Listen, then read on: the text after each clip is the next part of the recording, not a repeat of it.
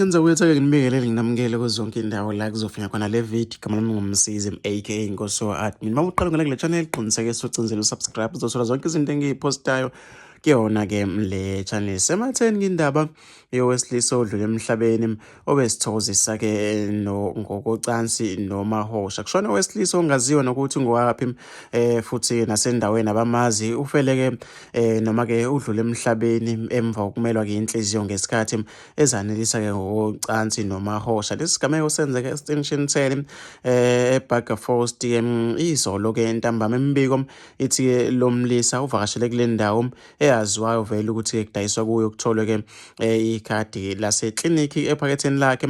Amaphoyisa abizele endaweni yesigameko ukuze uphenyo wesifazane uthi lento-ke imthusile noma-ke lo wesifazane uthi-ke lento imthusile iyaqala ngqa-ke okwenzeka emlandweni. Futhi ukuthi ngizovuka khona umbono wakho ukuthi wena ucabangani-ke ngalolu daba. Hlangana lapha kwi-comment section.